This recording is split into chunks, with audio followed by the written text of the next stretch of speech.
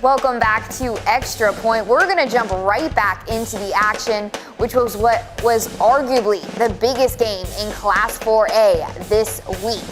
We're talking about top-ranked South Point coming down from Rock Hill to take on the South Florence Bruins. Bruins QB Lamora Stellars would start the first drive off with a bang with this bomb of a pass to Evan Singletree for the 50-yard touchdown, and South Florence is up 7-0. The Bruins would tread back down into Stallion territory, and Shaquem Shiloh would plow through the defense for the 5-yard touchdown run to end the quarter.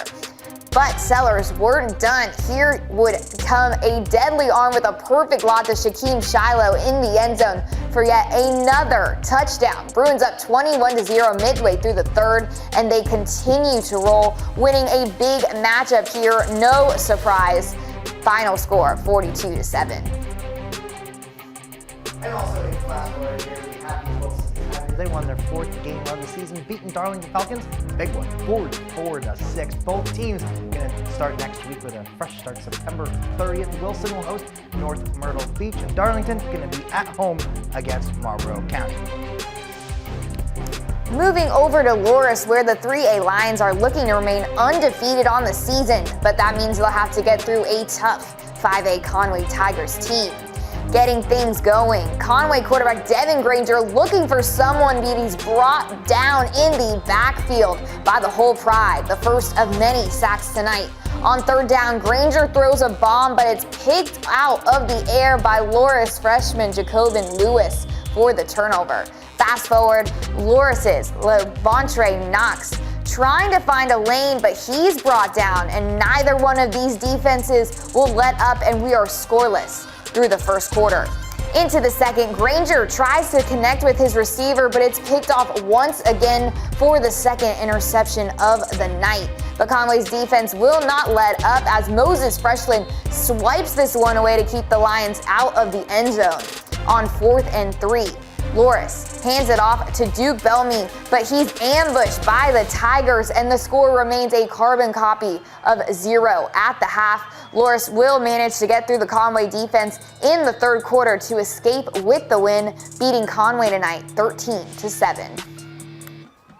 Heading down to Steeltown, the Georgetown Bulldogs look to pick up their first win of the season in their home opener and debut of their new artificial turf against the Lake City Panthers. Lake City wasted no time to strike first. Kenjay Burgess finds Alfonso Graham open in the flat to get the Panthers into the red zone. Burgess would finish off the drive with a touchdown to the ground to put the Panthers up by 7. The Bulldogs, though, are going to answer right back with a drive of their own, capped off with Miller Nash rushing it to tie this one up at 7. Georgetown's defense now standing tall as Burgess rolls out the pocket and throws it deep for Graham, but Bulldogs' Trenton Parker has other ideas, picking this one off, and Georgetown earning themselves the dog chain. The Bulldogs take advantage of the turnover as Owen Powell throws the ball up to Preston Ard, who comes down with the ball. The pair connect again with Ard, taking this one out to the edge and in for 6. That play getting the student section and fans alike pretty pumped up as the Bulldogs go up 13-7, but the Panthers not quite going away. Burgess gets the ball out to Graham, who makes a couple Bulldogs miss on his way for the touchdown. The Panthers run away with this one, picking up a 43-19 win.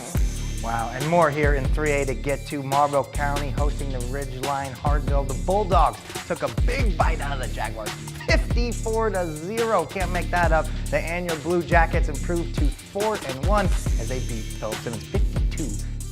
And then moving down to Class 2A, Marion left the swamp to take on Truro. The Swamp Foxes got down in the mud, came out with a 76-26 win. Hemingway looked to get their first win of the season against Kingtree, and they would do it, winning that one 44-6. And finally, Mullins, the Auctioneers marched down to their first win of the season, 36-28.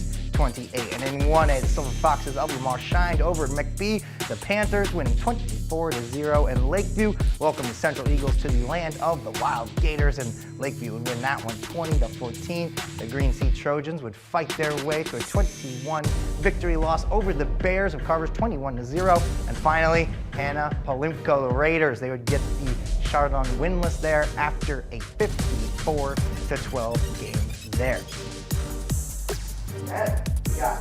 Wow, what a night tonight. That is all for highlights, but we still have our extra point play of the week. Dave, why don't you show us this one? Yeah, this is crazy. From the game we went to, like I said, our game of the week, we got our play of the week. We had Shippy launching that rocket down to Cole.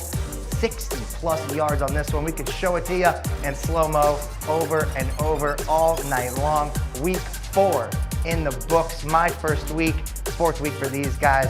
60+ yards to end things off. I mean, how can it be any better than that? Man, such an awesome night. Another great week of high school football. We can't wait to do it again next week. We'll have all these scores and highlights on our website at WMBFsports.com. We'll see you all next week. Good night. See you later.